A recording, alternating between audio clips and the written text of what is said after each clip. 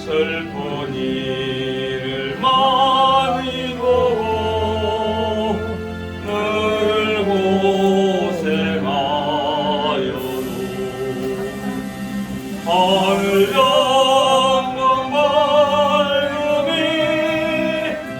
어둠 불을 헤치니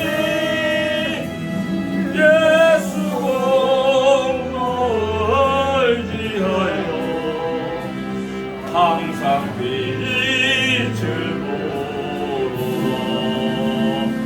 내가 걱정하는 일에 세상에 많은 속에 근심 밖에 걱정 늘 시험하여도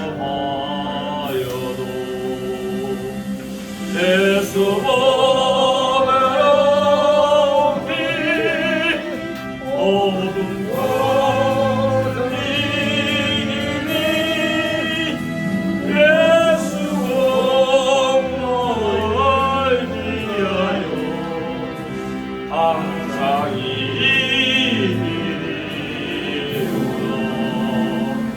내가 천천 바라보고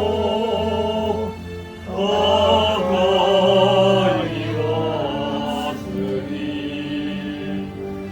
아버지의 영광집에 가실 맘이 있어. 나는 보러 가야도 영광하실 터이니 영광 나라 계시는 우리 구주 예수라.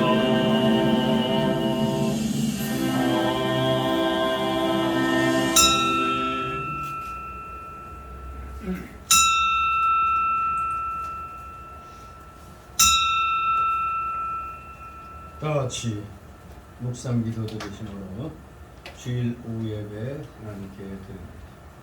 다 같이 묵도 드립니다.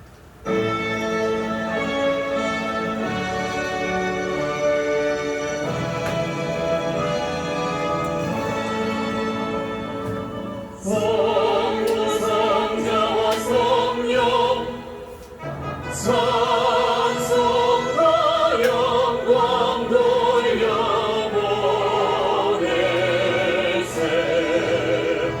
대처로 지금까지 또 영원 노릇하고 성삼위께 영광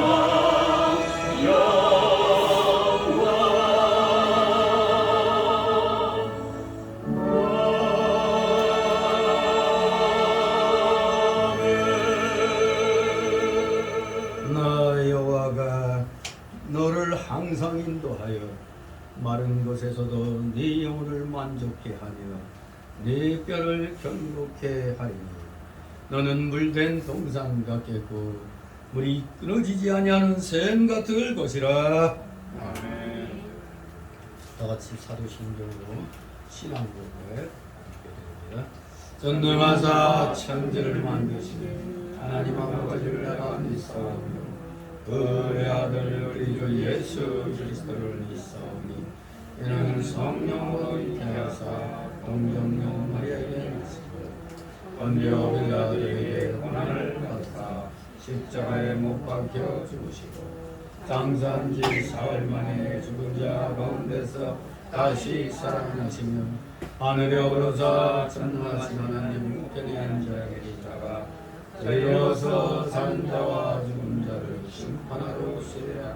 성령을 믿사오며 거룩한 공의와 성도가 서로 교통하는 것과 죄를 사하여 주시는 것과 몸이 다시 사는 것과 영원히 사는 것을 믿사옵나이다. 아멘. 같이 찬송가 209장 부르시고 이 시간 위에 박호시 주사님 기도인되었습니다. 209장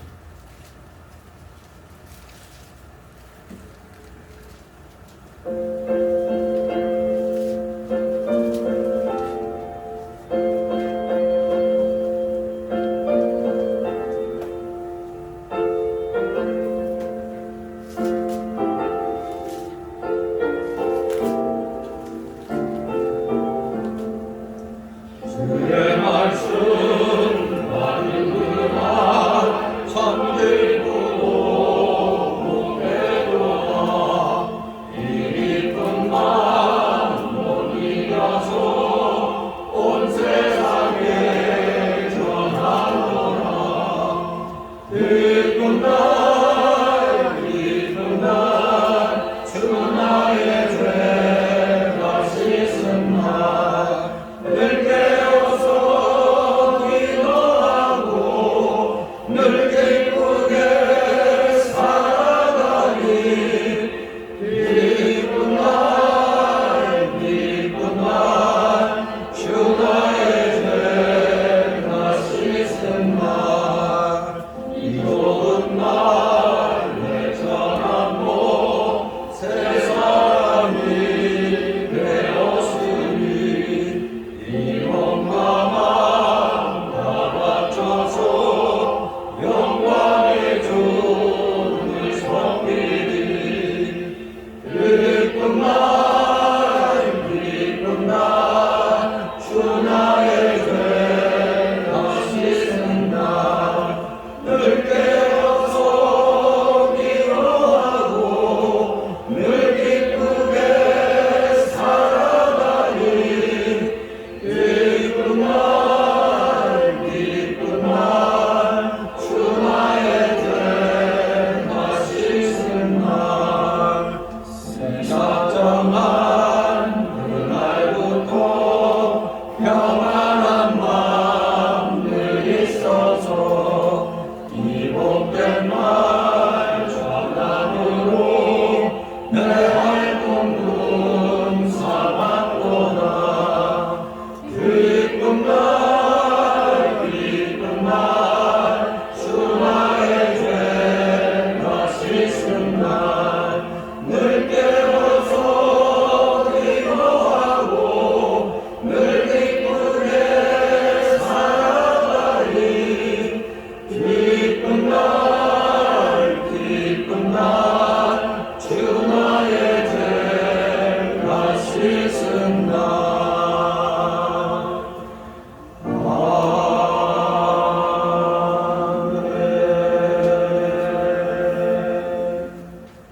기도.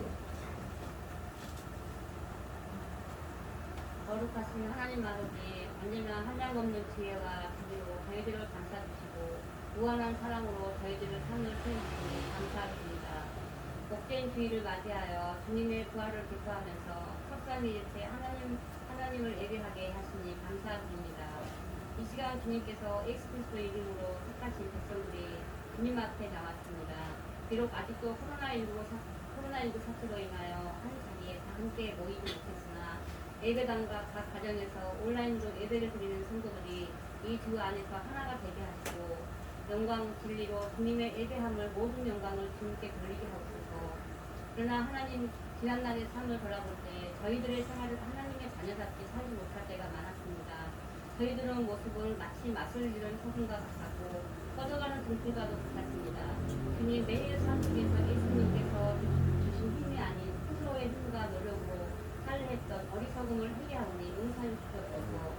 이 시간 말씀을 선포하신 목사님과 성도들에게 선명한 붙드심을 아버지께 받으시게 합당한 예배를 드리게 하시매 은혜를 단비를 내려 주시옵소서. 아버지 경제적으로 물가 상승으로 경제를 살아가는 시민들을 기억하여 주시옵소서.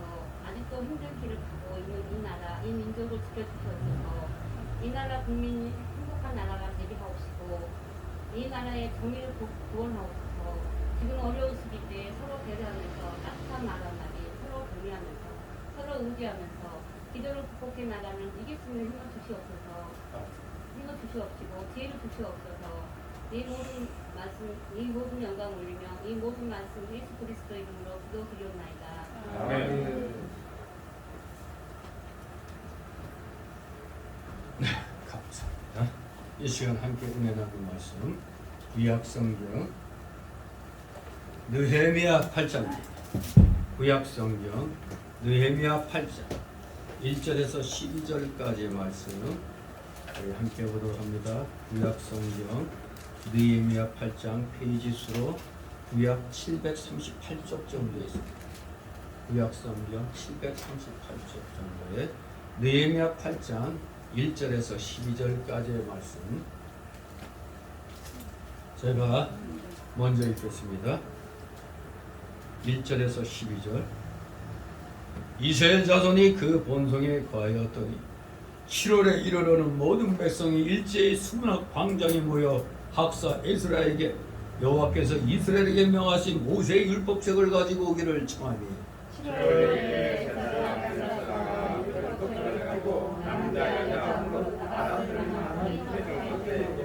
수문학 광장에서 새벽부터 오전까지 남자 여자 무릇 알아들을 만한 자의 앞에서 읽으며 묵 백성이 그 율법책에 귀를 기울였는데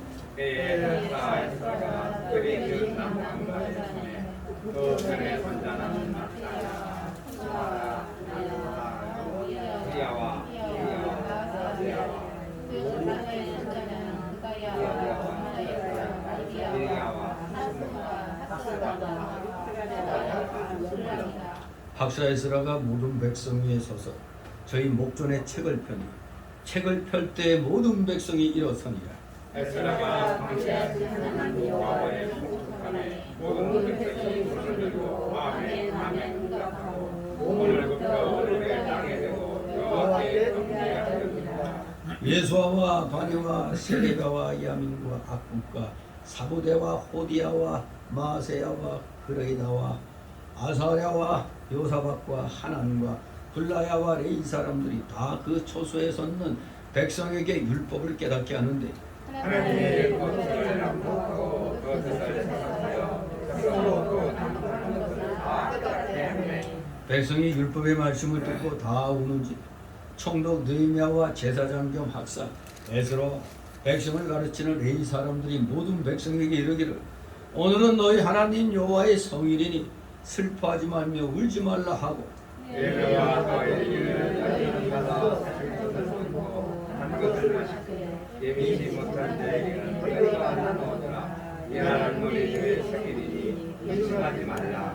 여호와를 기뻐하는 것이 너희의 힘이라 하고 레위 사람들도 모든 백성을 정숙히 하여 이르기를 오늘은 성일이니 마땅히 종용하고 근심하지 말라 하매 모든 백성이 곧 가서 먹고 마시며 나누어주고 크게 즐거워하였으니 이는 그 일과 들린 말을 밝히 아멘이라.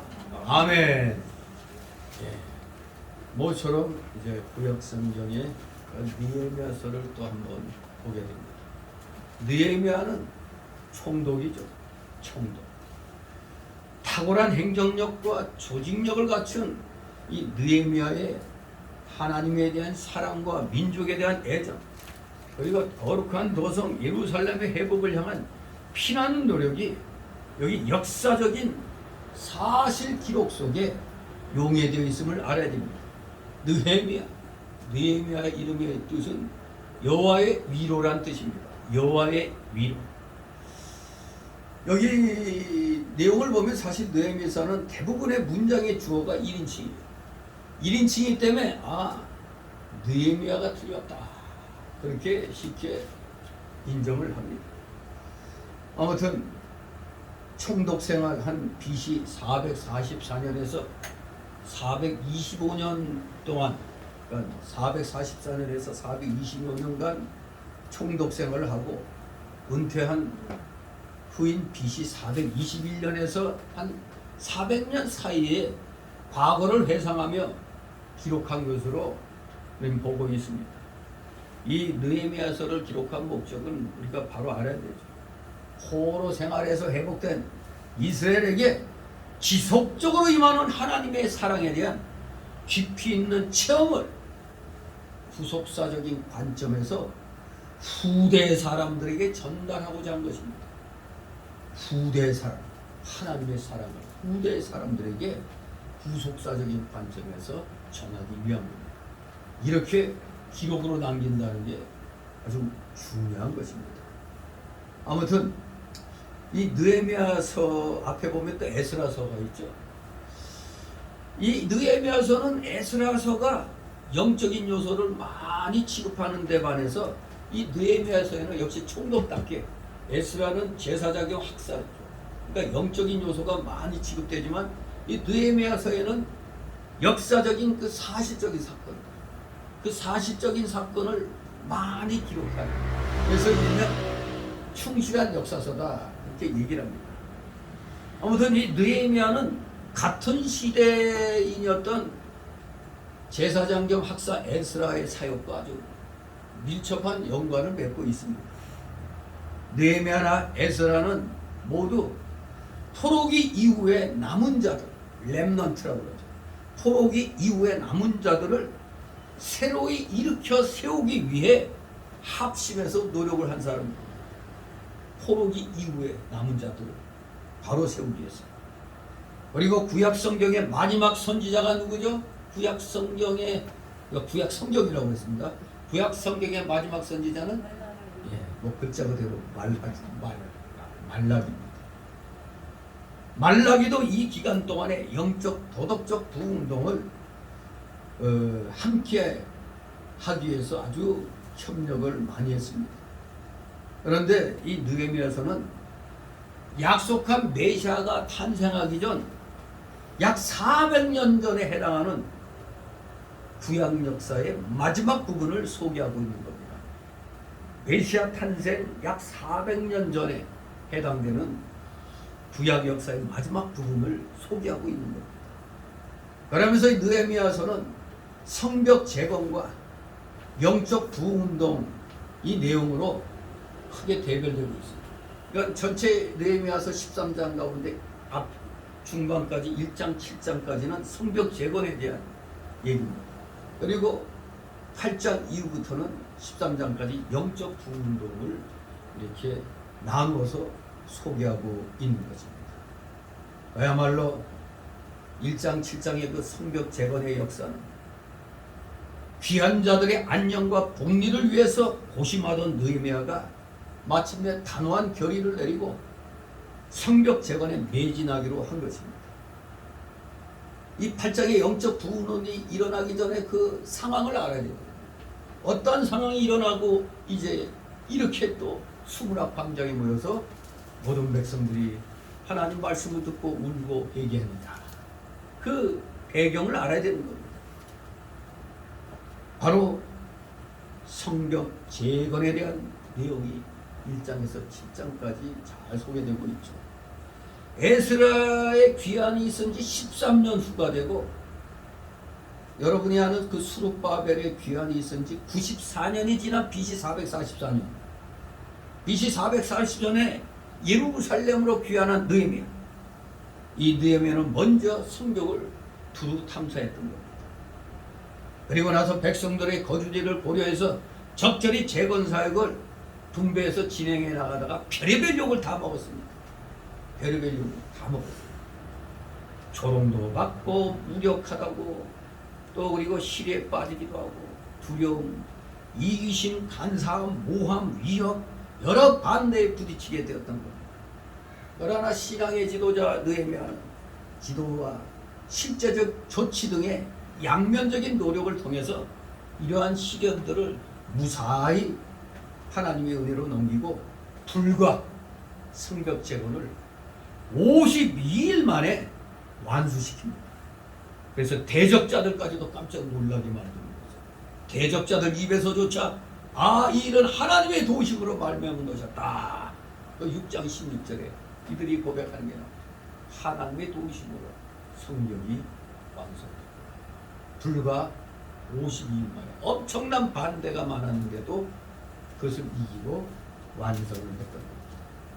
자, 이렇게 하나님의 도심으로 무사히 성벽이 완공된 후 백성들을 성별하여 굳건히 세우는 일이 이제 전개되는 겁니다. 이 8장부터 이제 성벽 재건, 이것이 오늘날로 말해서 우리 교회들이 바른 믿음 생활하기 위해서는 이 나라가 안정이 돼야 되잖아요. 바로 나라 안정, 국방, 국가의 모든 그 정치, 경제, 문화, 사회 이런 면이 안정이 돼야 우리가 믿음 생활을 올바로 할 수가 있는 겁니다. 나라가 든든해야 우리가 이렇게 영적 부흥운동에 매진할 수가 있잖아요. 그 전에는 세상 일에 대해서 우리 또 성도들 개개인이 또 하나님이 주신 사명이 있기 때문에 열심히 또 싸우고, 교회적으로 핍박이 들어오니까 교회 단체적으로도 이 악한 무리들과 싸웠던 것입니다. 이제 우리도 어떻게 보면 딱 지금 새로운 정권으로 바꿨죠. 마치 성벽이 재건된 겁니다. 아, 이제 국방이 좀 어느 정도 조금 회복이 된다. 이러니까 지금 우리가 교회들이 지금 다시 힘을 내서 영적 부운동을 하는 것처럼 느헤미야 시대도 이제 성벽 재건을 마치고 나니까 이제는 이 백성들을 성전에서 굳건히 세우는 일이 필요했기 때문에 이렇게 학사 겸 제사장인 에스라와 함께 이 일을 시작한 겁니다. 바로 이 영적 부운동의 주도자는 누구요? 제사장 에스라였습니다. 그는 먼저 백성들에게 율법을 낭독했습니다. 그리고 백성들은 죄를 통회하며 하나님을 송축함으로 이에 응답을 합니다. 또한 레인들도 자신들의 허물을 고백하며 하나님의 거룩하심과 신실하심, 공의로우심 등을 찬양합니다. 또한 모든 백성들은 하나님의 계명에 순응하기로 결의함으로써 언약을 갱신했습니다. 그리고 나서 8장 이후에 보면 제비뽑기에 의해서 백성들 중 10분의 1은 예루살렘에 남았고 나머지는 이스라엘 땅에 두루두루 분산 거주하게 되었습니다. 근데 참 호사다마라고 불행스럽게도 에스라의 이 개혁운동은 얼마 가지 않아 사그라들고 말았습니다. 그랬더니 이 소식을 또 바사 땅에서 느헤미야가 듣게 됩니다. 그래서 다시 귀환합니다. 한 10년 정도 지났죠. BC 433년경 느헤미야가 다시 귀환해가지고 성전을 정결케 하며 안식일 준수를 강조하면서 이방인과의 통혼을 금지하는 등 개혁운동을 전개했다고 13장에서 말씀하고 있는 겁니다. 아무튼 우리는 영적 부흥운동은 한 번만으로 끝나는 게 아니라는 걸 또 알 수가 있는 겁니다. 진실로 오늘 이 8장은 백성들의 그 신앙 부흥운동의 내용을 이제 설명을 하는 겁니다. 8장을 기준으로 해서 크게 두 부분으로 나눠진다고 그랬죠. 1장에서 7장까지는 성벽 재건. 그러니 한마디로 1장, 10장은 주로 정치적이고 행정적인 면을 다루는 겁니다. 그러나 이 8장 이후부터는 신앙의 회복과 부활을 다루는 겁니다.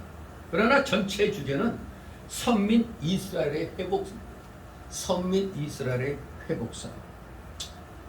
그래서 앞에 장들은 기초 작업이 끝난 인구 재배치와 성전 봉헌식을 다루고 바로 이러한 일이 곧 백성들의 신앙 부흥도가 연결이 되고 있는 겁니다. 이를 각 세인의 삶에 견주어 봤을 때 우리에게 뭘 가르쳐 줍니까? 영육 간의 일은 다 필요하다 이겁니다. 영의 일만 되는 게 아니라 육의 일도 필요하다는 겁니다. 영육 간의 일이 다 필요한데 문제는 어디에 있느냐? 영육의 일이 다 필요해요. 그러나 기준점이 있죠. 기준점은 뭐가 돼야 돼? 신앙의 삶. 신앙의 삶이 기준점이 되어야 된다는 걸 우리에게 가르쳐 주는 것입니다. 그렇기 때문에 오늘 이 8장 영적 부흥운동부터 이제 살피는데 서두를 이렇게 1장, 7장의 여러 배경들을 제가 말씀드렸습니다. 이제 여기서부터는 말씀을 사모하는 백성들이라는 제목으로 오늘 내용을 살펴봅니다. 바로 오늘 1절 12절까지는 바로 전민족의 감격적인 율법 낭독이 있는 겁니다. 율법 낭독. 그리고 13절 이하부터는 초막절에 다시 초막절 제실시가 기록되어 있는 겁니다. 아무튼 여기에 기록된 이런 신앙 부흥운동이 실제적으로는 이스라엘 역사에서 정착되지 못하고 이스라엘이 다시 타락하여 치욕과 순환의 길을 걸을 수밖에 없었다는 점도 우리가 아울러서 기억해야 되겠습니다. 그리고 이와 같은 이스라엘의 역사적 사실을 통해서 우리는 다시 한번 인간의 무능력과 하나님의 주권적인 도우심이 성도의 신앙생활에 있어서 절대적으로 필요하다는 것을 깨닫게 됩니다. 자, 그럼 이제 오늘 이 말씀을 본격적으로 살펴봅니다. 역시 소단락으로 세 단락으로 나눠서 봅니다. 첫 번째 단락은 소단락은 1절 6절 회중에게 말씀을 가르치는 에스라. 두 번째 단락으로는 7절 8절 백성에게 율법을 해석하여 깨닫도록 돕는 보조자들. 백성에게 율법을 해석해서 깨닫도록 돕는 보조자들. 세 번째 소단락으로 9절 12절 백성을 바른 신앙으로 인도하는 느헤미야와 에스라. 백성을 바른 신앙으로 인도하는 느헤미야와 에스라. 이렇게 세 소단락으로 나눠서 살펴보도록 하겠습니다. 우리 이스라엘 역사에서 남북으로 갈라진 북이스라엘과 남유다. 북이스라엘은 언제 멸망당했죠? BC 722년경에 멸망당했죠. 아수르에게. 근데 남유다는 언제 멸망당했죠? BC 586년에 바벨론의 느부갓네살 왕에 의해서 제3차 침략 끝에 함락당했습니다. BC 586년. 제가 이걸 기억하도록 하기 위해서 컴퓨터 586 컴퓨터 이렇게 얘기했죠. BC 580년. 자, 그리고 세월은 또 흘러 갔습니다. 흘러가서 70년 후에 페르시아의 고레스 왕에 의하여 이제 마침내 이스라엘은 해방이 됩니다. 그래서 1차 귀국이 스룹바벨 총독의 지도하에 귀국합니다. 1차 귀국이. 이게 BC 537년이었죠. 70년 정도 돼가지고 스룹바벨의 인도하에 1차로 귀국합니다. 그 다음에 2차 귀국은 BC 458년 바로 여기 등장하는 에스라. BC 458년 에스라의 지도하에 2차로 귀국합니다.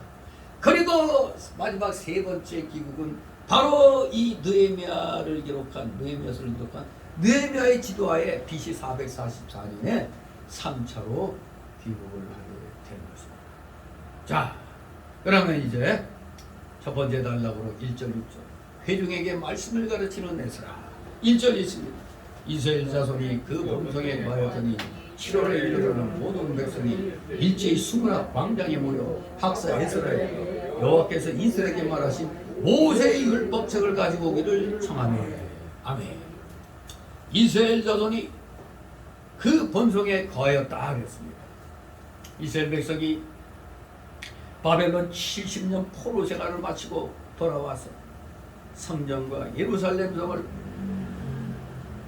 다 건축하고 포로에서 돌아온 백성 중 10분의 1은 11장 1절에 보면 10분의 1은 예루살렘에 거하게 되고 나머지는 각기 본성으로 흩어져서 돌아가서 살게 되었습니다.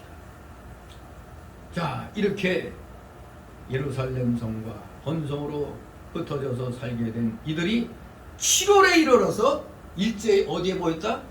수문학 광장에 모였다고 그랬습니다. 7월은 이스라엘 백성들에게 아주 중요한 달입니다.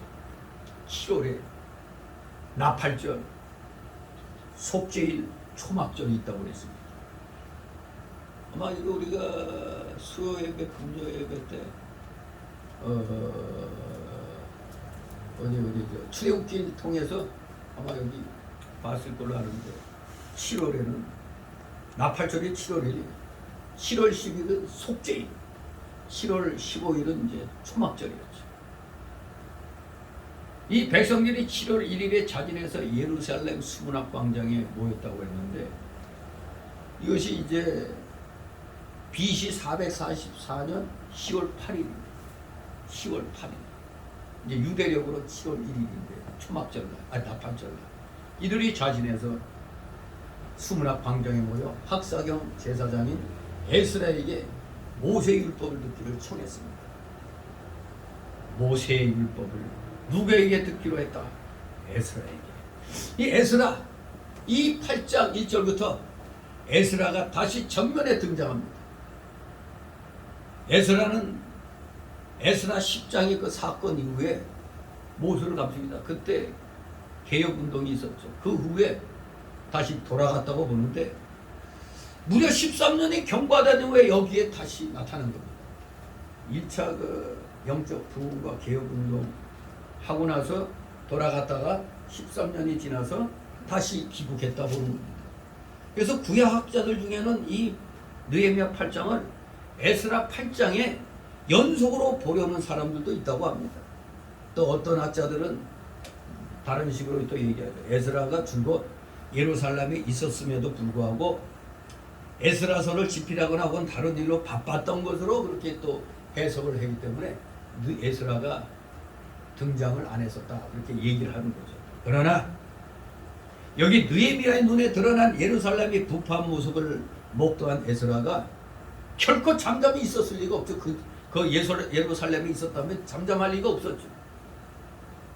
그래서 BC 432년에서 BC 431년까지 느헤미야가 예루살렘을 잠시 떠난 것과 같이 느헤미야가 한 1년 정도 예루살렘을 떠났었거든요.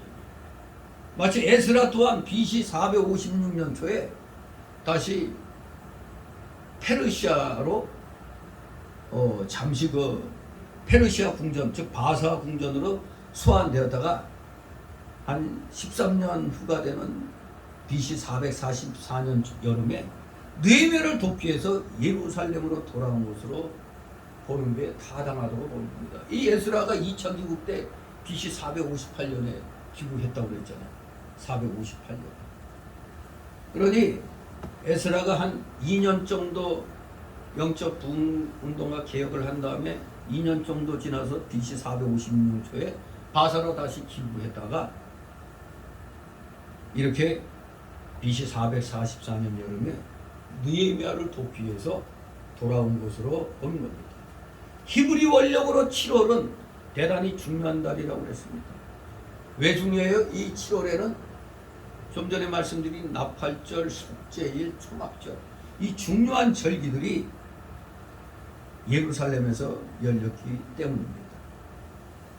성벽 보수로 인해서 외관상 당면 문제는 해결되었지만 이스라엘 백성들은 영적인 깊은 갈망을 해결해야 했던 겁니다. 그래서 그러한 문제를 해결하기 위해서 느헤미야의 영도하에 많은 사회 문제들이 제기된 것을 계기로 언약에 대한 더욱 철저한 순종이 요구되었던 겁니다. 따라서 이스라엘 백성들은 자발적으로 율법을 듣기를 청하였음이 분명한 겁니다. 그래서 마치 그들은 한 사람이 행동하듯이 일제히 모여 주의 있게 말씀을 청종하며 진심으로 회개하며 감격해 했던 것입니다. 이 백성들이 에스라에게 율법책을 가지고 와서 가르쳐 달라고 한 것은 바로 에스라에게 성경을 좀 바로 배우기 위함이었던 겁니다. 그래야 자기들이 바로 설 수가 있잖아요. 에스라는 율법을 연구하는 학사였기 때문에 율법을 잘 알고 있었던 겁니다. 느헤미야는 예루살렘 성벽을 쌓았고 이스라엘을 다스리는 총독이지만 그는 제사장도 아니고 율법을 전문적으로 연구한 학사도 아니었습니다. 그러면 율법에 대해서 제일 잘 아는 에스라에게 하나님 말씀을 가르쳐 달라고 한 것입니다. 이렇게 각각 전문 분야가 있는 것입니다. 그러므로 성경을 전문적으로 연구하고 바로 가르치는 사람에게 바로 배우는 것, 이것이 가장 중요한 일이 되겠습니다. 자, 마침내 이들이 수문학 광장에 모였습니다. 수문학 광장. 먼저 에스라가 하나님의 율법을 낭독하면 적당한 간격으로 벌어져 있는 레인들이 이를 다시 읽어서 전 회중에게 전달을 하는 방식입니다. 그때는 이런 마스크가 없잖아요. 아, 마스크란다. 마이크가 없잖아요. 마이크가 없으니까 이 레인들이 중간중간에 딱 일정한 간격으로 흩어져가지고 에스라가 말하면 받아서 바로 그 회중들에게 알려줬던 겁니다. 아주 그냥 지혜롭게 했습니다. 자, 그런데 이들이 가르쳐 준 게 무엇이냐? 모세 율법책을 가져다가 가르쳐 달라고 했어요. 이 모세 율법책에 대해서는 네 가지 견해가 있어요. 첫째는 법률적인 자료를 수집한 책이다. 두 번째로는 출애굽기와 레위기에 기록된 제사에 관한 율법서다. 세 번째 견해는 신명기에 기록된 율법책이다. 네 번째는 모세오경이다. 자, 어느 게 맞을 것 같아요? 네 가지 중에서. 이 1절에서는 에스라가 귀환식 갖고 왔던 완전히 갖춰진 형태의 모세오경을 가리키는 것으로 보고 있습니다. 아무튼 전문가에게 하나님 말씀을 배우는 것이 타당하다고 이 백성들은 여겼던 겁니다. 2절, 3절 있습니다. 7월 1일에 제사장 에스라가 율법책을 가지고 남자, 여자 무릇 알아들을 만한 회중 앞에 이르러 수문학 광장에서 새벽부터 오전까지 남자, 여자 무릇 알아들을 만한 자 앞에서 읽음에 뭇 백성이 그 율법책에 귀를 기울였는데 아멘. 7월 7일 즉 BC 444년 10월 8일을 말합니다. 유대인들에게 있어서 7월은 큰 절기에 달라서 7월 1일은 나팔절, 7월 10일은 대속제일, 7월 15일부터 안중하는 초막절이었던 겁니다. 그리고 그 초막절이 끝난 제8일에는 거룩한 대회로 모였던 것입니다. 바로 에스라는 그들에게 율법책을 가지고 모세오경을 가지고 수문학 광장에 모인 백성들에게 이 율법책을 읽어주었던 것입니다. 그런데 얼마나 많은 사람들이 열심으로 듣는지 이 사람들이 모여서 몇 시까지, 몇 시부터 몇 시까지? 새벽부터 정오까지 새벽부터 정오까지 열심히 귀를 기울여 율법을 들었다고 말씀하고 있습니다. 근데 여기에는 뭐 지식인들만 모인 게 아니죠. 남자 여자 무릇 그냥 들을 수 있는 사람들, 알아들을 만한 회중이라고 했어요. 원래 그 당시 구약시대 여자들은 대부분 이 집회에 참여할 수가 없었습니다. 하지만 이런 큰 행사에는 어린아이들과 더불어 참여를 했던 것입니다. 율법을 낭독하고 가르치는 일은 이스라엘 백성에게 매우 중요한 삶의 일부였던 겁니다. 그들이 왜 들었겠어요? 삶의 근본적인 지혜를 얻기 위해서 이 율법책을 들은 것입니다. 지각이 없다는 것은 이방인들의 두드러진 표시였습니다. 이방인들은 하나님 말씀 들어도 모릅니다. 지각이 없는 거지.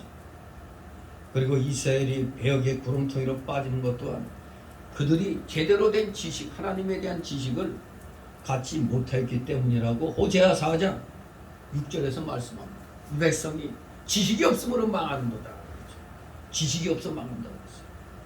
하와는 사단의 꾀임에 빠져 선악을 알게 하는 지식의 열매를 따먹는 불순종에 빠짐으로써 모든 인류에게 저주를 선물로 가져다 줬죠.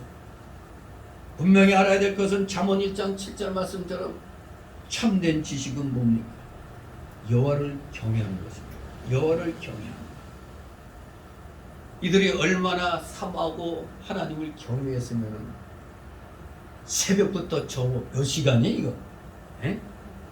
우리 지금 시간으로 따지면은 새벽부터 여기 오정이라고 하면 보통 오정은 오전 10시에서 오후 3시까지가 오정이거든요. 무려 7시간 정도. 약 7시간에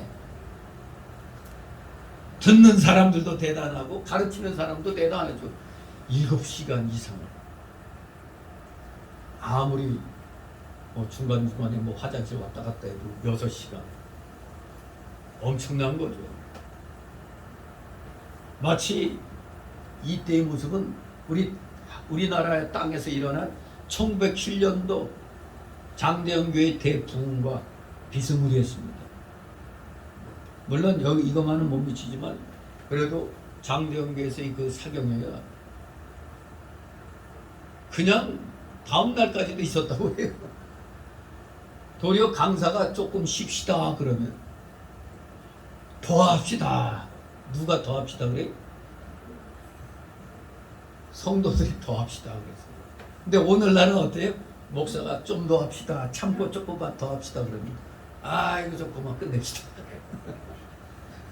예, 완전히 세월이 격세지감이 느껴지는 그런 시대입니다. 도리어 오늘날 어때요? 윤호한 목사는 15분에서 20분 설교. 참 우리 세상 말로 포 떼고 차 떼고 뭘 전하냐. 정말로 우리가 오늘날 회개해야 됩니다. 무조건 짧게. 근데 시간은 똑같아요. 11시에 시작하면 웬만한 교회도 거의 다가 30분에 끝나거든요. 12시 대부분. 그때 뭐 찬양계 찬양하고 또 뭐 특송할 사람 특송하고 또 뭐 하고 뭐 광고하고 뭐 이러다 보면은 뭐 또 헌금 내용 또 그냥 쭉 한 읽는데 10분 15분 걸리고 또 광고하는데 또 그러다 보면 12시 40분 뭐 30분 뭐 그렇게 돼요. 근데 정작 설교는 20분. 중요한 시간 다 설교 말씀이 나와야 되는데 다른 걸로 다 아니 어차피 시간은 똑같은데 설교가 길다고 그냥 불평불만하고. 아니 주일날에 솔직히 주일날에 뭐 바쁜 일이 있어요? 아니 주일날은 쉬는 날이 아니에요. 다들 직장 다니는 사람도 아니 토요일부터 쉬는데 아니 뭐가 그렇게 집에 가고 싶어? 집에 빨리 가면 뭐 재밌는 거 있어요? 이 지금 이해가 안 되는 일이죠. 아니 어떻게 그러니까 한마디로 주일날은 하나님 앞에 저 여기 왔습니다. 문도장 하나 찍으면 되는 걸로 착각하고 정말로 우리 반성하고 회개해야 됩니다. 이때 이 국민들 여기 이 백성들은 얼마나 갈급했으면 우리 장대영교회에 모였던 그 1907년도의 그 성도들처럼 갈급한 심령으로 지금 말씀만을 사모했던 겁니다. 에스라도 성령 충만해서 율법을 가르쳤고 백성들도 열심히 그냥 말씀을 배웠던 겁니다. 에스라는 사명감에서 힘써 가르쳤죠. 이 사명감이 없으면 지쳐서 못해요. 지쳐서 힘들어요. 저도 뭐 사명감 진리를 조금이라도 더 가르치겠다는 그런 사명감 없으면 저도 적당히 봐가지고 한 20-30분 하고 끝낼 수도 있어요. 좀 심지어 목사들 거기 모임에 가서도 이제 뭐 교육자회 이런 데서도 보면은 다른 행사가 있으니까 빨리 좀 설교 끝내다. 참 기가 막히죠 그게. 목사들부터가 생각이 그래요.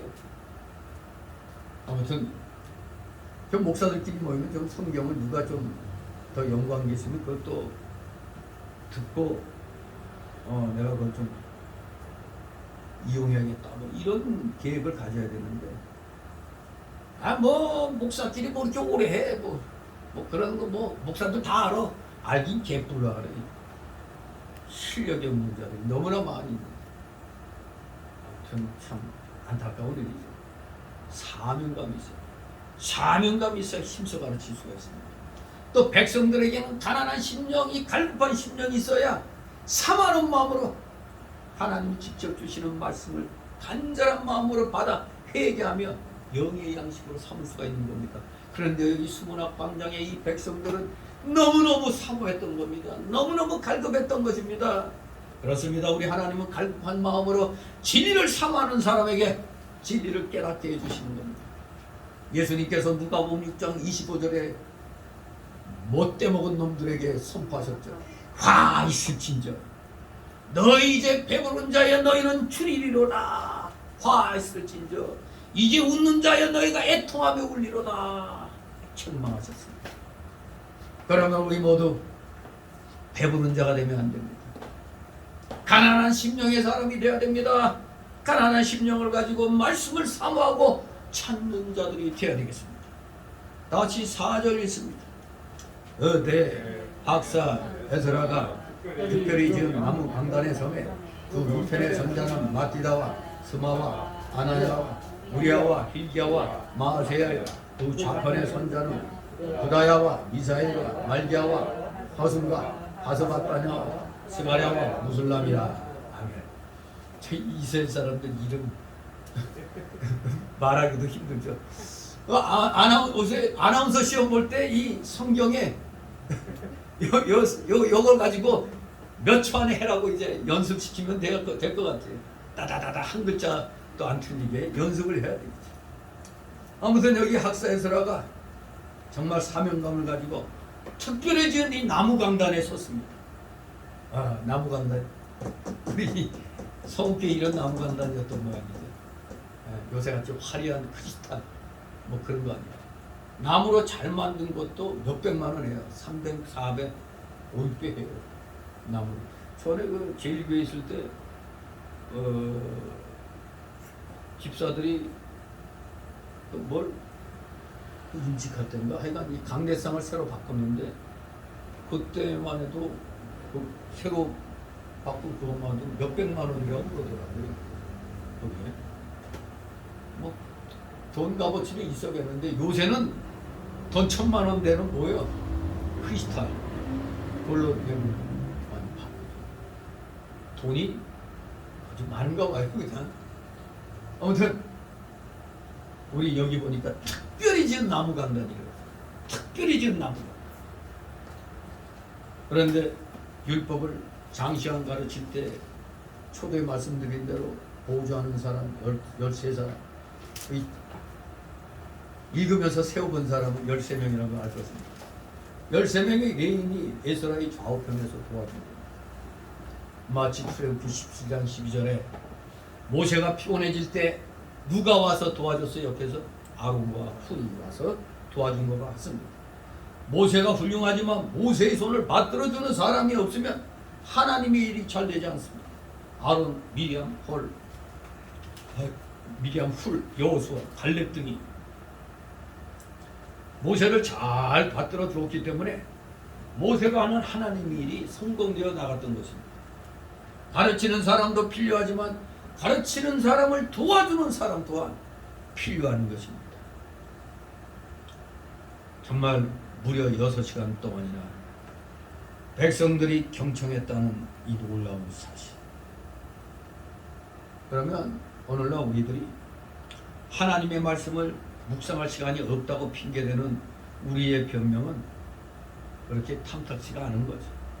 왜냐하면 어렵고 바쁠 때일수록 우리는 더욱더 하나님 앞에 하나님 말씀 앞에 나아가려고 힘써 노력해야 되기 때문입니다. 우리도 부족하지만 노력해야 되겠습니다. 이래야 가르치는 사람도 힘이 나고 듣는 사람도 힘을 냈습니다. 잘 듣게 되고 하나님의 일이 잘 되어가는 것입니다. 5절 믿습니다. 백사 에스라가 모든 백성 위에 서서 저희 목전에 책을 펼 때 모든 백성이 일어서니라. 아멘. 에스라가 율법책을 펼 때 모든 백성이 일어섰습니다. 원래 유대인들은 통상 앉아서 듣고 서서 기도했어요. 듣기는 앉아서 듣고 서서 기도했습니다. 그러나 서서 듣는 일도 있다고 있었는데 그것은 말하는 자에 대한 존경심의 표현이었습니다. 이 5절 말씀을 근거로 해서 유대교에서는 소위 토라를 읽을 동안 회중은 서서 선체로 경청하고 또 동방 종교에서도 회중이 선체로 예배를 드리는 의식이 생겨났습니다. 오늘날 우리도 오전 예배 때 그래도 오늘 당구장 표시를 잘 안 봤나 보죠. 당구장 표시 나온 거는 무조건 일어서는 거예요. 밑에도 당구장 표시 있을 때는 일어나십시오 하고 써 있는데 제가 깜빡 그 말을 안 했더니 아무도 안 일어나요. 무조건 알아서 일어나야 되는 거예요. 이거 역시 이러한 지금 이 느헤미야 8장 5절의 이 말씀과 같은 그런 의미로 일어서는 겁니다. 아무튼 우리가 오늘날 일어서는 것은 하나님을 경외하고 말씀을 존중히 여겨 겸손히 받고자 하는 태도를 표현하는 겁니다. 우리가 오늘날 일어서는 것은 말씀 받을 때. 아무튼 오늘날 우리도 하나님 말씀 받을 때 직접 주시는, 하나님께서 직접 주시는 말씀으로 받아야 되고, 하나님을 경외하며 겸손한 마음으로 받아서 그 말씀이 생명이 되어야 되겠습니다. 6절 읽습니다. 에스라가 광대하신 하나님 여호와를 송축하며 모든 백성이 손을 들고 아멘 아멘 응답하고 몸을 묶여 얼굴을 땅에 대고 여호와께 경배하였느니라. 아멘. 예, 백성들이 얼마나 하나님을 경외하는가를 이 태도로서 또 보여주고 있죠. 광대하신 하나님을 송축했다. 이러한 표현은 에스라서에는 전혀 나오지 않으며, 이와 유사한 표현이 1장 5절, 9장 32절에 나온 것을 봐서 이것은 에스라의 표현을 본문 기자가 나름대로 적은 것이 아닌가 그렇게 얘기하기도 합니다. 아무튼 크고 두려우시고 능하신 하나님을 가리키기 때문에, 그래서 모든 백성은 그 말씀을 받아서 이렇게 광대하신 하나님 앞에 엎드려서 경배를 했던 겁니다. 근데 뭐라고 외치면서 아멘 아멘 하면서 엎드렸습니다. 아멘이란 뜻이 뭡니까? 긍정의 뜻을 강하게 나타내는 거죠. 아멘. 또 여기다 또 한 번 더 아멘 반복했습니다. 그리고 나서 얼굴을 땅에 대고 경배했다고 했어요. 여기에 해당하는 히브리어는 땅을 가리킨다, 자신을 땅에 엎드리라는 뜻이 있어요. 이 말은 하나님 앞에서 자신을 지극히 낮추는 그러한 자세를 뜻하는 것입니다. 아무튼 이렇게 말씀을 받아서 광대하신 하나님 앞에 아멘 아멘 하고 엎드려 경배했습니다. 회중은 지도자가 하나님을 보여주는 대로 하나님을 알게 되는 것입니다. 인도자가 두렵고 떨리는 하나님으로 알고 섬기면 회중들도 그러한 하나님으로 알고 섬기게 되고, 인도자가 하나님을 경히 여기며 열린 예배를 하면서 그냥 신나게 춤추고 그냥 뭐 난리 부르스 치고 하는 것, 그렇게 그런 교회에서 예배 인도받으면 교인들도 그렇게 이렇게 하는 거구나 예배가, 그렇게 알게 되는 거죠. 그러니까 그런 교회에서 자란 사람이 우리 교회 같은 데 이 교회 뭐 잘못된 거 아니야? 성령이 충만하지 않구만. 그렇게 얘기하죠. 이게 뜨겁지가 않아. 맨날 박수치고 풍작풍작 하다 보니까 그게 뜨거운 걸로 착각하죠. 우리는 영적인 뜨거움이 있어야지. 육신적인 뜨거움은 우리는 어떻게 하는 거예요? 우리는 제거하는 훈련하는 겁니다. 우리는 감정의 절제를 배우는 겁니다. 예배 드릴 때는 감정을 절제할 줄 알아야 돼요. 그냥 은사주의자들 같이 그냥 날고 뛰고 하는, 그거는 바로 성령의 9가지 열매 중에 뭐를 못 깨달은 거예요? 절제를 못 깨달은 거예요. 하나님 앞에, 이 광대하신 하나님 앞에 지금 이들은 뭐 하고 있어요? 엎드려 경배했다고 그러잖아요. 그런데 그냥 내 육신이 즐거운 대로 길길이 뛰면서 그냥 박수치고 아멘 아멘 할렐루야. 질서가 없잖아요. 질서가. 자기가 아무리 좋아도 주위 사람이 방해받으면 안 되기 때문에 아멘 하고 큰 소리를 하고 싶어도 주위 사람들 때문에 아멘 이렇게 하는 겁니다. 할렐루야. 혼자 이제 작은 소리로. 근데 모든 사람은 속으로 그냥 아멘 할렐루야 하는데 혼자 할렐루야 뭐 이러면은 어떻게 되겠어요? 예배 분위기가 다 깨지는 거예요. 절제할 줄 알아요.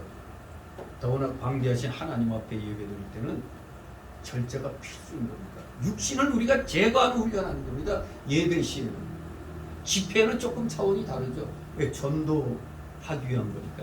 간증과 전도이기 때문에 대상이 하나님이 아니고 집회는 사람이 대상이에요. 그러니까 뭐 거기서 뭐 워십 댄스 뭐 이런 거 하고 싶으면 뭐 해도 된다고 볼 수가 있겠죠.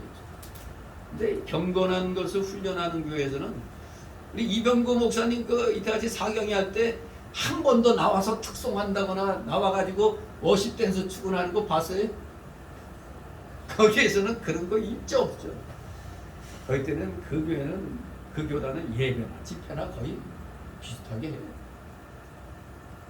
근데 거기에 비해서 저는 뭐 집회일 경우는 조금 그런 정도는 사람이 대상이니까 또 허용한다고 해서 큰 문제는 안 된다고 나는 또 좀 보죠.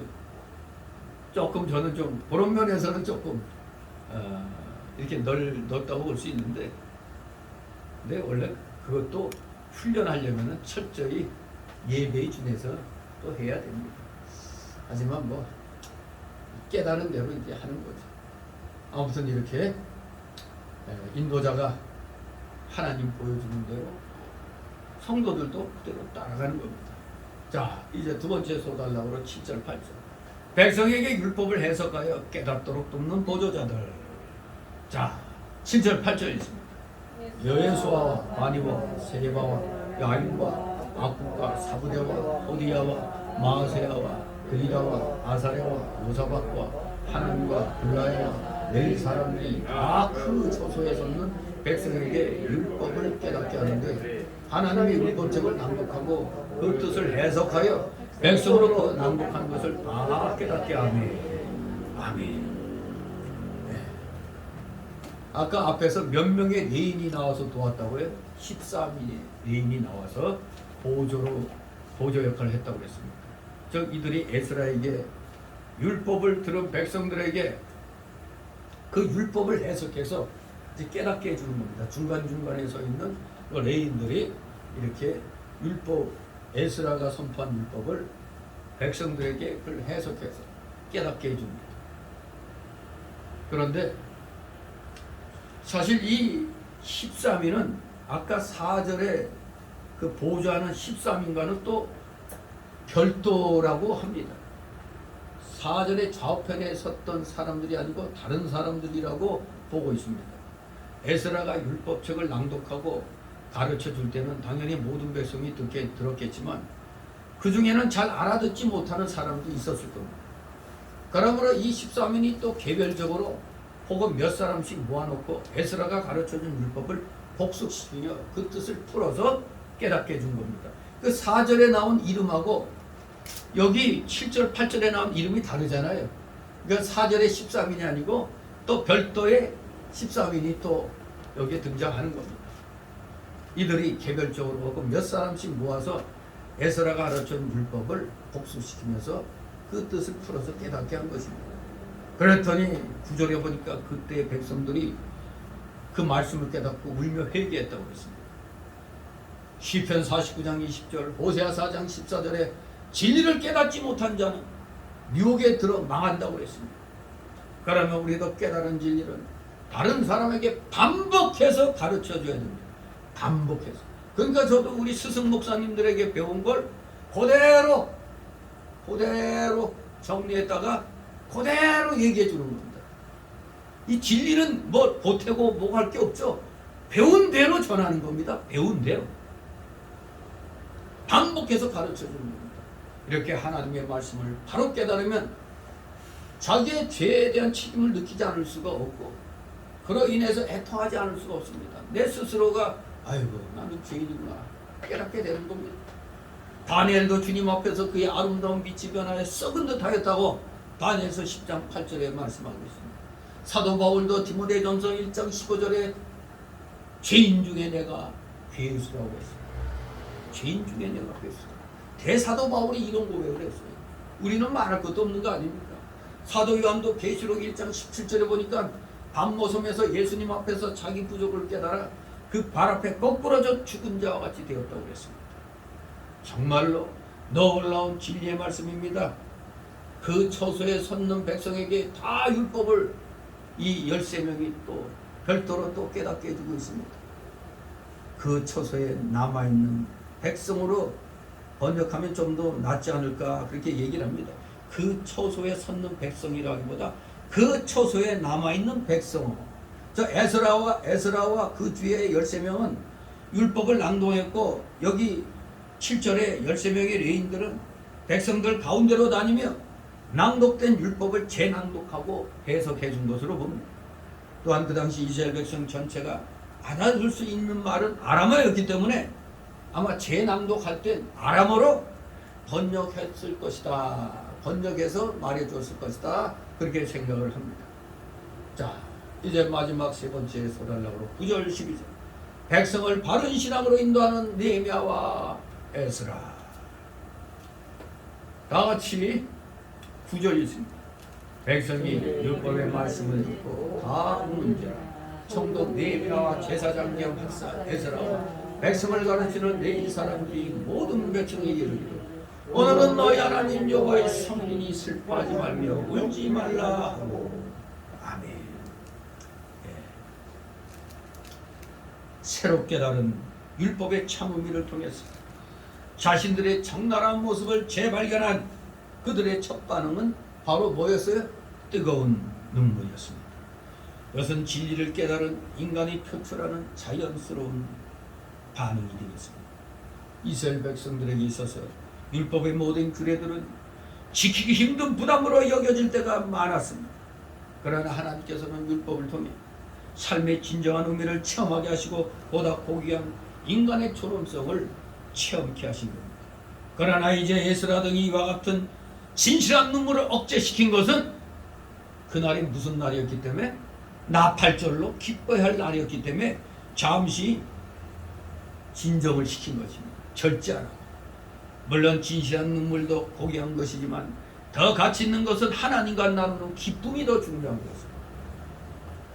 이것이 율법과 신앙의 궁극적인 목적입니다. 하나님과 나누는 기쁨. 더욱이 이날은 새해가 시작되는 축복의 날이었기 때문에 하나님의 은총을 감사하면서 새해가 아니지 7월이 시작하는 그런 날이었기 때문에 그 중요한 그 절기가 시작되는 날이었기 때문에 이렇게 하나님의 은총을 감사하며 즐거워했던 겁니다. 어김없이 이스라엘 백성들에게 중요한 절기가 찾아오듯이 하나님께서는 이스라엘의 모든 허물에도 불구하고 하나님의 약속대로 어김없이 용서와 자비를 베풀어 주신 겁니다.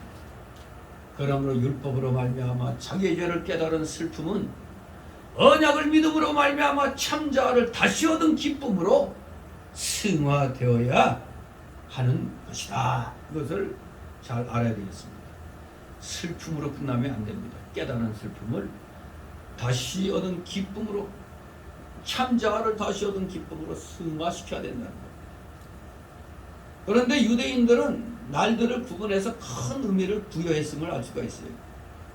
물론 모든 날들이 엄밀한 의미에서 분리될 수는 없지만 나름대로의 의미 있는 날들, 각 절기들을 강조함으로써 보다 체계적이고 밀도 있는 그러한 삶이 가능해지는 것입니다. 아무튼 이 중요한 소밀날 회개하고 우는 자를 위하여 오늘은 너희 하나님 여호와의 성일이니 슬퍼하지 말며 울지 말라 절제를 시킵니다. 진실로 7월 초하루 나팔절 그날은 안식이었습니다. 물론 이것은 제7일 안식이 아니고 절기 안식입니다. 절기 안식. 그래서 이 안식일은 성일로서 여호와로 인하여 즐거운 날이기 때문에 이제 슬퍼하지 말고 기쁨으로 하나님과 교제를 나누라 이렇게 선언하는 거죠. 10절 11절 있습니다. 느헤미야가 또 이르기를 너희는 가서 살찐 것을 먹고 단 것을 마시되 예비치 못한 자에게는 너희가 나누어주라. 이날은 우리 주의 성일이니 근심하지 말라. 여호와를 기뻐하는 것이 너희의 힘이라 하고 레위 사람들과 모든 백성을 정숙케 하여 이르기를 오늘은 성일이니 마땅히 존경하고 근심하지 말라 하매. 아멘. 느헤미야는 이 안식일에 슬퍼하지 말며 살찐 것을 먹으며 기뻐하라고 그랬어요. 그러면서 뭐라고 그랬어요? 예비치 못한 자에게는 너희가 나누어주라고 그랬어요. 나누어주라. 유대인들에게는 즐거운 날에 어려운 입장에 있는 사람들을 돌아보며 그 어려운 사람들을 도와주는 것이 관례로 되어 있었다고 합니다. 어려움에 처한 사람들은 즐거운 날을 맞이했을 때 오히려 더 큰 소외감과 아픔을 느끼게 되죠. 그렇잖아요. 뭐 휴일 오늘날도 뭐 휴일을 많이 하면 아이고 좋다 하지만 하루하루 시간대로 먹고 사는 사람들 입장에서는 휴일이 많으면 많을수록 더 괴롭죠. 아니 돈이 있어야 뭐 놀고 뭐 쉬지. 돈도 없는데 휴일만 많아. 이건 괴로운 겁니다. 그래서 도리어 뭐 무슨 날이 끼면은 또 뭐 해가지고 또 더 쉬고 하면은 있는 사람이나 즐겁지. 일해야 될 사람들은 오늘 나가서 일해야 되는데 다 노니까 일도 못하고 얼마나 속쓰려요. 그래서 자칫하면 이런 즐거운 날, 쉬는 날이 더 큰 소양과 아픔을 느끼게 되는 겁니다. 그래서 우리 기독교인들에게 있어서 가장 중요한 것은 물론 하나님과 자신과의 그 관계이겠지만 공의 하나님께서는 이웃과의 관계에서도 정의와 사랑이 실현되기를 요구하시는 겁니다. 그래서 마태복음 9장 13절에 우리 예수님께서는 제사보다 자비와 긍휼을 원한다고 했던 겁니다. 제사보다 자비와 긍휼을 원한다. 마태 10장 42절에 지극히 작은 소자에게 한 행동이 곧 주님께 한 행동으로 이렇게 주님께서 간주를 하셨죠. 아무튼 이렇게 어려운 사람들에게 또 나누어지면서 여호와를 기뻐하라고 그랬어요. 근심하지 마. 여호와를 기뻐하라. 그것이 너의 힘이라고 그랬어요. 하나님으로 기뻐하는 것이 영적인 힘이 된다는 뜻이죠. 말씀을 듣고 애통한 다음에는 이제 여호와로 인하여 기뻐하는 것이 오게 되어 있습니다. 즉 십자가 고난 다음에는 뭐가 있어요? 부활의 기쁨이죠. 십자가 고난 다음에는 부활의 기쁨입니다. 그저 애통만 하고 기쁨을 찾지 못하면 안 됩니다. 죄로 인하여 애통하는 것은 없고 기뻐하기만 해도 참된 신앙이 아니다. 하나님으로 기뻐하는 생활을 하려면 언제나 하나님을 가까이 하고 하나님으로 인하여 살아야 되는 것입니다. 하나님을 떠나서 사는 자, 하나님이 기쁨이 되지 못하고 자기에게 힘이 되지 못합니다. 코로나로 인해서 교회를 떠난 사람들 회개해야 됩니다. 정말로 택자라면 회개하고 돌아와야 되죠. 그런데 하나님 떠나니까 아이고 마음도 편해, 예배당 안 나가서 편해, 이런 마음을 들였다면 그 사람은 구원받은 자라고 볼 수가 없죠. 어떻게 예배당을 떠나면은 마음이 불안하고 예배를 드려야 되는데 하나님 앞에 왜 주일날 안 나오는데 마음이 편하다? 그건 이상하지 않습니까? 우리 예수 믿고 구원받은 사람들은 성도 간의 교제, 특히 하나님 앞에 나와 예배드리는 것이 가장 중요한 선한 일인데 이거를 안 하니까 기쁘다고? 마음이 편하다고? 이거 진짜 불쌍한 사람들입니다. 불쌍한 사람들. 우리는 언제나 하나님을 가까이 하고 하나님으로 인하여 살아야 되겠습니다. 여호와를 기뻐하는 것이 너의 힘이라고 했습니다. 사람의 제일 되고 가장 좋은, 가장 높은 목적은 하나님을 영원하게 하고 주님만을 영원토록 온전히 즐거워하는 것임을 웨스트민스터 교리문답 제1번에 나와 있습니다. 그리고 병리학적으로 볼 때도 사람이 고뇌에 빠지게 되면 모든 신체 구조가 함께 시들어 병력해진다고 그래요. 자꾸 고민에 빠집니다. 그 반면에 마음속 깊은 곳에서 평강과 희락이 넘치게 되면 온몸의 신진대사도 함께 활발해진다고 합니다. 그러나 사람의 희노애락은 자칫 정욕에 근거한 것일 가능성이 많고 심지어 하나님을 적극적으로 거역하는 대로 나아가기도 쉽습니다. 그러면 우리는 진리와 함께 더불어 기뻐하고 슬퍼할 수 있는 통찰력이 우리 성도들에게 요구되는 겁니다. 진리와 더불어. 특별히 하나님께 대한 신앙은 궁극적인 의미에서 항상 기뻐할 것을 요구하였음을 주의해야 할 것입니다. 항상 기뻐하라. 범사에 감사하라. 빌보서 4장 진실로 항상 기뻐하시기 바랍니다. 한편으로 이 말씀을 듣고 이 사람들도 모든 백성을 종숙해 했습니다. 오늘은 성일이니 마땅히 종용하고 근심하지 말라. 이것은 단순한 반복인 것만은 아니죠. 7절처럼 레인들이 나서서 백성들을 지금 일일이 깨닫게 한 사실을 언급하고 있는 겁니다. 일일이 깨닫게 한 것을 언급한 겁니다. 의사소통 수단이 발달하지 못했던 그 당시 상황에서 이 레인들의 중계는 대단히 중요한 역할인 것입니다. 오늘날에 그냥 마이크 통해서 그냥 하면 되는 거지만 그때는 이렇게 그냥 사람들이 쭉 있으면 이게 안 들린단 말이에요. 뒤에 가서는. 그러니까 큰 대강당 같은 데는 이 스피커 이 시스템도 상당히 그냥 고가의 그런 시스템으로 많이 해놓고 있죠. 정말로 오늘날은 우리들 다 복받은 시대죠. 다 복받은 세대입니다. 구약 시대는 이렇게 일일이 다 사람들이 중간중간에서 중개 역할을 한 것입니다. 다같이 12절 있습니다. 모든 백성이 곧 가서 먹고 마시며 나누어주고 크게 즐거워하였으며 이는 그 읽어 들린 말을 밝히 알느니라. 아멘. 백성들의 기쁨이 말씀을 깨달음에서 비롯되었다는 사실을 우리는 유의해야 되겠습니다. 모든 백성이 즉시 순종하고 먹고 마시며 음식을 준비하지 못한 자에게 나눠주고 크게 즐거워했다고 했는데 이렇게 말씀을 깨달으니 기쁨이 오는 겁니다. 기쁨이 오니 말씀대로 순종해서 행할 수밖에 없는 겁니다. 그야말로 말씀을 듣고 이걸 실천하니까 여기에 하나님의 은혜가 임하게 된 것입니다.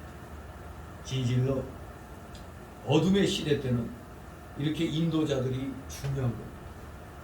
올바른 신앙으로 인도하는 것이 중요하다는 걸 여기서 봤는데 오늘날처럼 우리 교회들이 뭔가 자꾸 세상적인 것에 눌려버리는 이러한 시대는 더욱더 목회자들이 중요한 겁니다. 목회자들이 더욱더 성도들을 올바른 말씀의 양식으로 양육을 해야 되는데 자꾸 너무 세상과 맞춰가려고 하니까 힘이 없어지는 거예요. 진리가 약해지니까 힘이 없는 겁니다. 지금 모든 교회들이 겉으로는 삐까번쩍하지만 진리의 힘이 약해져가지고 내부적으로는 약해져요. 그러니까 환란이 오니까 다번에 다 대형 교회들부터가 썰렁해지잖아요. 도리어 딸딸 뭉쳐가지고 대형 교회는 좀 제가 사회적으로 정치적으로 힘께나 있는 사람들이 있는데 모두 하나같이 그냥 썰렁하게 하고 정부에서 시키는 대로 해야 된다는 게 싹 사라지죠. 이게 진리의 말씀이 약해져서 그래요. 우리는 어떠한 때라도 교회의 단위로는 국가적인 전체를 또 하나님이 지켜주시를 기도하면서 개인적으로는 우리 모든 성도들이 달란트 받은 대로 사회 요소에 다 들어가서 복음으로 변화시켜야 될 책임이 우리 성도에게 있다는 것을 잊어서는 안 해야 되겠습니다. 열심히 우리 모든 성도들 진리를 사모하고 진리 말씀대로 순종함으로 하나님께 영광 돌려드리는 우리 진실한 귀한 믿음의 자녀들 되시기를 주님의 이름으로 축원합니다. 기도합니다. 거룩하신 하나님 아버지 은혜를 감사드립니다. 말씀을 통하여 오늘날의 우리들의 모습이 너무나 부끄럽습니다. 오늘날은 어떻게든지 시간만 때우고 그저 하나님께 눈도장 찍는 걸로 마치 끝나는 것 같은 그런 모습들을 보입니다. 진리의 말씀의 시간은 적어지고 그저 외적인 행사에만 시간이 많이 소모됩니다. 우리 모두 오늘 수문학 광장에서 무려 6시간 이상을 말씀을 사모함으로 듣고 사모함으로 사명감의 말씀을 선포하는 에스라 선지자의 모습을 보면서 오늘의 우리의 게으름을 철저히 회개하며 하나님 앞에 우리의 부족함을 다 내려놓고 이제 다시 한번 주님이 주시는 힘을 내서 이 구약 때 대부흥운동처럼 우리 1907년도 장정교회 대부흥운동처럼 우리도 오늘날 이 어둠을 일깨워 우리 모두 최선을 다하여 밝은 빛으로 주님 앞으로 온전히 나아가는 신실한 믿음의 일꾼들 다 되게 하여 주시옵소서. 감사드리며 예수 그리스도의 이름으로 기도드리옵나이다. 아멘. 같이 찬송가 533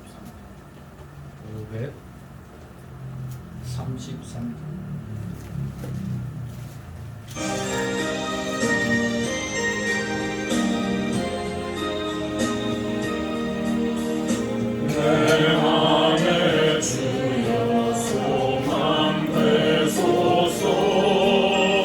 주 없이 모든 일 헛되어라.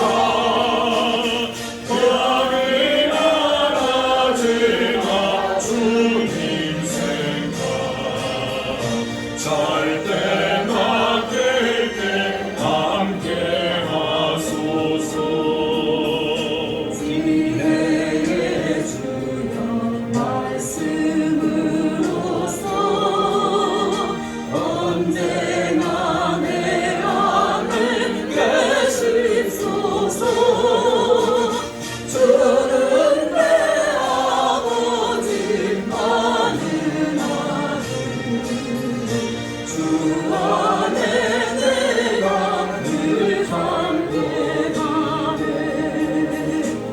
세상의 영광 안 보여도 언제나 주님은 나의 기여. 주님만 내 맘에 계시오니 영원한 주님 잠귀하셔라. 영원한 주님 내 승리의 주 하늘의 기쁨을 주옵소서. 어떠한 고난이 닥쳐와도 만유의 주여 소망 되소서.